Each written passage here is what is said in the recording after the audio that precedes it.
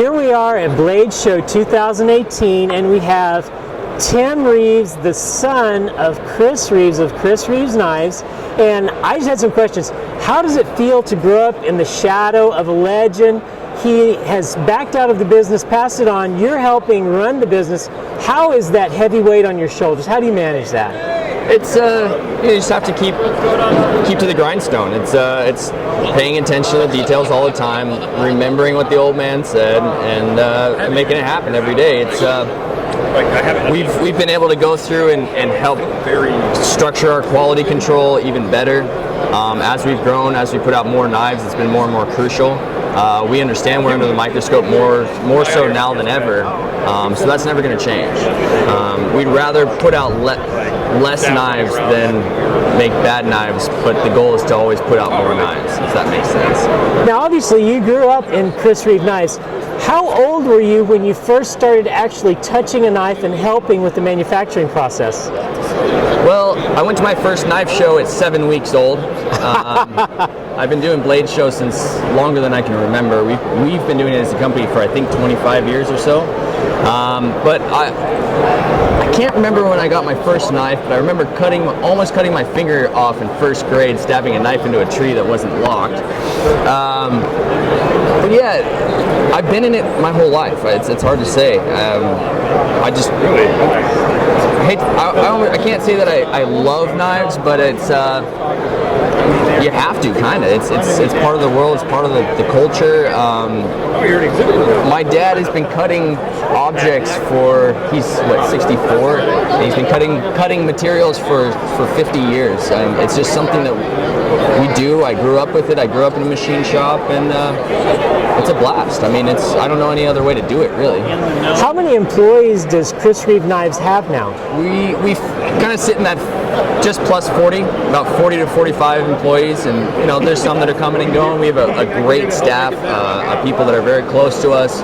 We have longtime employees, some that have been there for 17 years, down to guys that come for a couple weeks and want to help out, and we give them a job, and then they move on. And one of the things that my mom's been what she tries to do with our employees is if they leave, we hope that we've improved them in some way or added something to them, and that's something that we take very much to heart. So I hope we do that as often as possible.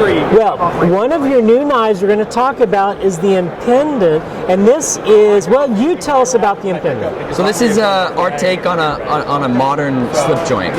Bill Harsey designed it. I came in and tried to not mess it up, and we got it into production. This is just the slip joint's been around forever, and Bill was a perfect person to work with because he was making slip joints since before the frame lock or the liner lock was even invented. So he was a perfect person to work with.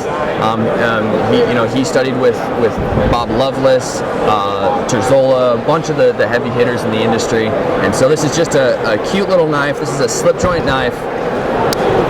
And a nice kind of medium size. It's ever so slightly larger than our small Sabenza and small Nkosi, and still fits really nicely with big hands, small hands. It's a pretty lightweight carry. We did a full machine clip on it that works with the ergos. S35VN blade steel, and for the first time that we know of, S35VN being used for a spring steel. We worked very closely with the metallurgists at Crucible, working on a heat treat curve to work with the flexibility of this material. And S35VN has a very interesting property with the niobium content. Gives it flexibility. They're very tight, hard carbides as opposed to big, large ones, and it gives a consistent grain structure that it helps things flex and come back to straight. So for us, it was kind of an interesting idea to use S35VN for the spring steel. It's the first time that we've used heat-treated 416 stainless hardware, so they're not going to strip out as easily, all that kind of stuff. And then Bill came up with a very interesting mechanism too, and we got the patent filed the day of setup at Blade Show. I'm going to pull out this acrylic version that we made for the show just to show off what the mechanism looks like. And this is real Bill's stroke of genius here, I think. This one we fit in his shop.